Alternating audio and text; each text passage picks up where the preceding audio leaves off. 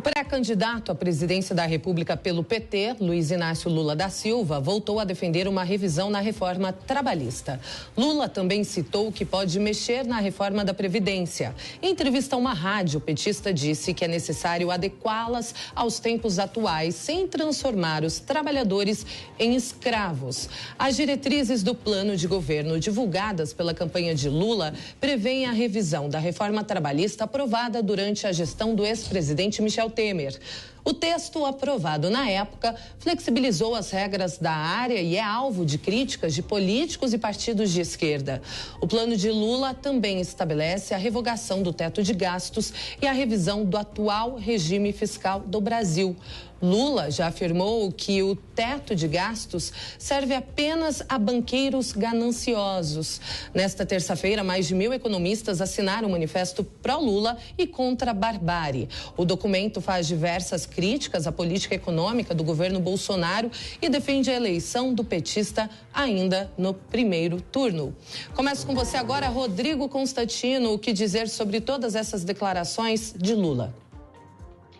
Olha, que é preciso levar muito a sério essas ameaças, né? São ameaças de retrocesso e eu vejo muita gente aí no meio empresarial, no mercado financeiro, falando, não, o ex-presidente está jogando para a sua plateia. Não, ele está confessando que ele pretende levar o Brasil na direção desse atraso. Revogar, por exemplo, a reforma trabalhista do governo Temer, que foi uma reforma que reduziu bastante o litígio trabalhista. E o Brasil é recordista nisso. O teto de gastos que traz responsabilidade fiscal e credibilidade, confiança, justamente para os agentes de mercado. Então é preciso entender o conjunto da obra.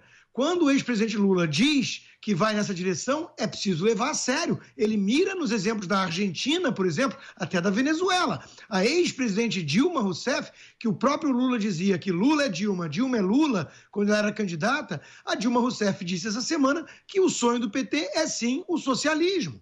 O Frei Leonardo Boff, né, da Teologia da Libertação, disse na mesma semana que o presidente Lula pode até aparentar mais conciliatório, se for o caso, mas o governo seria, sim, radical. Então está tudo na mesa. Agora, quem quiser ir na direção da Argentina é livre para isso, mas é preciso saber que é exatamente isso que o Lula quer. Alfredo Scaff, o que achou dessa assinatura de mais de 1.000 economistas, dessa carta, como a Kalina mencionou, uma carta de apoio a Lula e contra a barbárie? Scaff.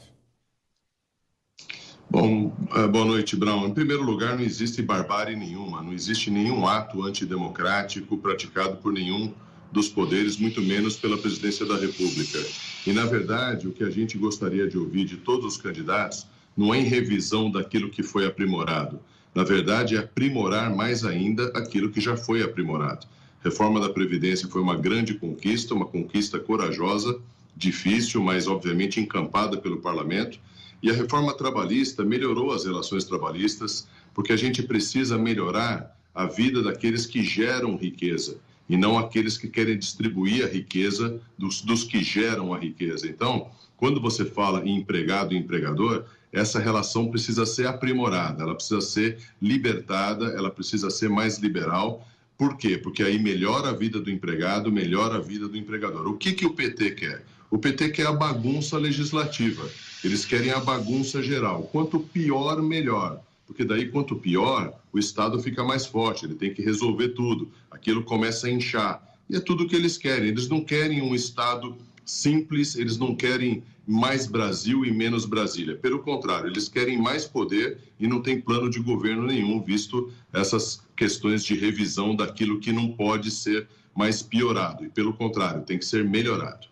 Ricardo Salles, a sua avaliação sobre as declarações de Lula e um destaque sobre o teto de gastos, que ele diz que serve apenas a banqueiros gananciosos.